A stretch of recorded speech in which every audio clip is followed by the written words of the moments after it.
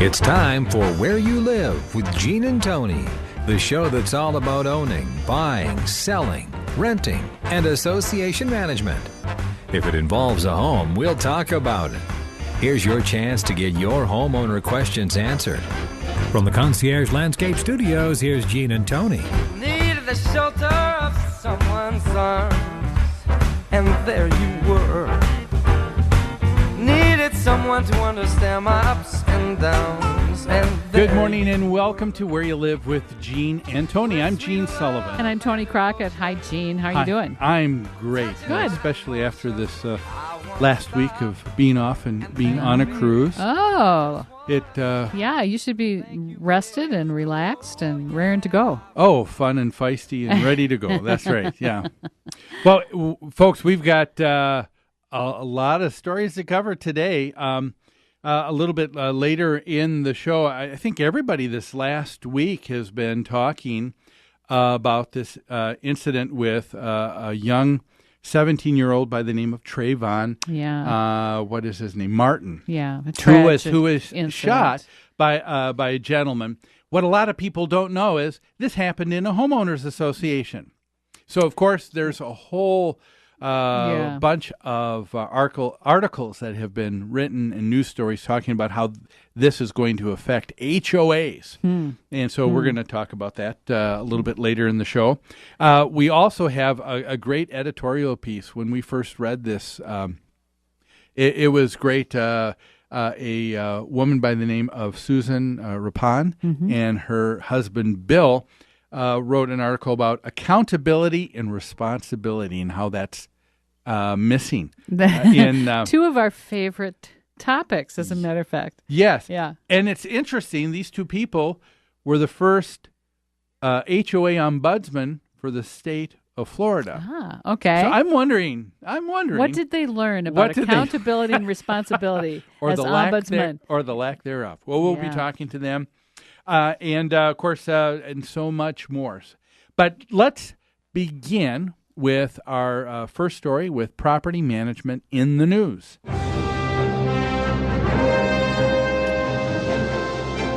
Property management in the news is brought to you by Pest Control Services. When you need to get rid of unwanted pests in your home or rental property, you want to call someone who's responsive, professional, and a proud member of Angie's List. Give owner Greg Keener a call at 952-894-9748, Pest Control Services. Well, let's get started with this first story. And this came from the Arizona Capital Times, beginning of March. And it's talking about an Arizona state senator who says that homeowner association contracts don't seem to matter. Or I guess what she's saying is she doesn't think that they should matter or have the same weight as other contract law. I think we should mention this is an opinion piece that we're reading. Yeah, yes, it's an it editorial. Is. Yes, parts of it, but the legislation and all of that, very real. That's happening. Yes. Nancy Bartow is proposing legislation. Nancy Bartow, for our listeners, is a state senator in the great state of Arizona. And she appears to want to redefine contract law as it pertains to homeowner associations. Okay. And there was a gentleman who was writing an opinion piece, and he said he felt that Nancy Bartow, in her bill, wanted to really redefine contract law. He said that in her attempt to come up with an argument for why it should be considered differently, she attempted to propose a nonsensical argument where she and a friend claimed ownership of a vehicle, and he said he couldn't understand it. We tried everywhere online to try and find her article and argument, but could not find it. Okay. But the basis, I guess the basic part here is that she believes that contract law when it comes to homeowner associations. If it is ambiguous, if it is unclear that that particular contract or governing documents shouldn't be considered to hold water or to be valid. And should just be ignored or thrown out? Should be ignored and done away with. Now, she said this repeatedly. I went online with her as a politician. She has her own website, and she was stating why she felt this way. And she has been, I guess, pretty adamant. She just does not feel that homeowner association contracts carry the same weight as any other contracts.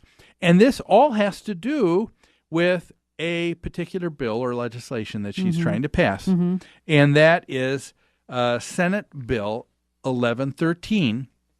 And, Tony, that's just pertaining to public roadways in homeowner associations. Okay. Didn't we had a story about that a couple weeks ago, right? Yeah, we did. Yeah, someone who had gotten a parking violation for parking on the street in front of his friend's townhouse, and he didn't think that was right because it was a public roadway. That's right. And so apparently in Arizona, you have a lot more number of homeowner associations that are single-family detached homes. We have some here in Minnesota, right? But there are quite a few more, I guess, in Arizona. And what has happened is, over the years, homeowner associations in Arizona have said, well, here's a street that is the responsibility of the association to maintain. Let's deed that over to the city, to the county. Make it a public roadway. That way, it'll be taken care of by them and not in the operating budget for the homeowners association. Well, they've done that successfully. Well, other people have said, well, wait a minute. When you've done that, the laws and rules and regulations that you have in an association concerning parking and roadways should not be in effect anymore because it's a public street and not belonging to the homeowners association. Okay. All right. And when we looked into that article and we talked to people from the city of Phoenix, they reiterated that when that does happen, when a street becomes redefined as a public roadway, the city or municipality or county still considers and gives the HOA the weight and the authority to come up with the rules and regulations on how what will take place. Okay, so on the legally, street. a homeowners association can draft rules and regulations regarding parking, even if it's on a public street within their community. Yeah. All right. And she didn't like that. She didn't like that. Yeah. So her legislation says, notwithstanding, she said any provision in the community documents after the period of declarant control, or that's where the developer, when the developer is done. Yep. Yeah.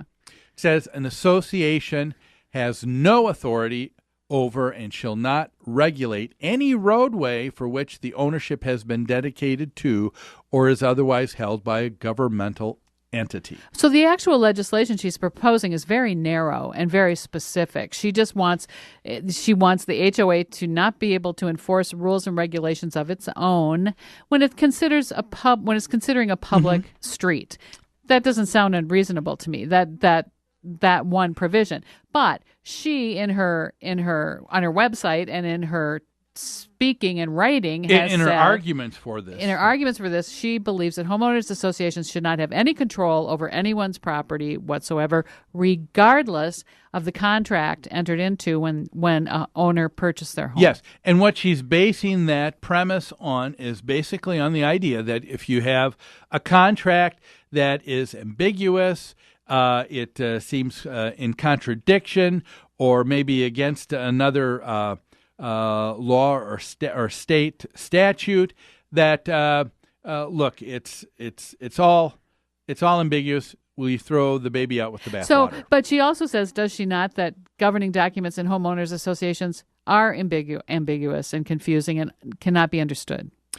Yes, I think she would fall in that camp where she would believe that would be the case. So if Nancy Bardo doesn't understand it, it should be thrown out. Well, that seems to be the part, and I think that's why she's getting the pushback that she has from a lot of people in the industry too in Arizona, is because they're saying, "Wait a minute, I think you're going just a little bit too far." I think she's going a lot too far. For one thing, how do you define or prove that something's ambiguous? What's ambiguous to me may be crystal clear to you. Yes. Am I right? Uh-huh. And right. if she was making the argument, that governing documents are too difficult to understand, that would be one thing. Why doesn't she start there? Let's simplify the drafting of our governing documents. Yeah. Well, let's talk about that. We need to take a break right now, but when we come back, let's talk about homeowner association documents, ambiguity and all that kind of confusing stuff. What can you make of it? Are contracts should they be considered different than other contracts when you're dealing with an HOA? We will get to that and more after these messages.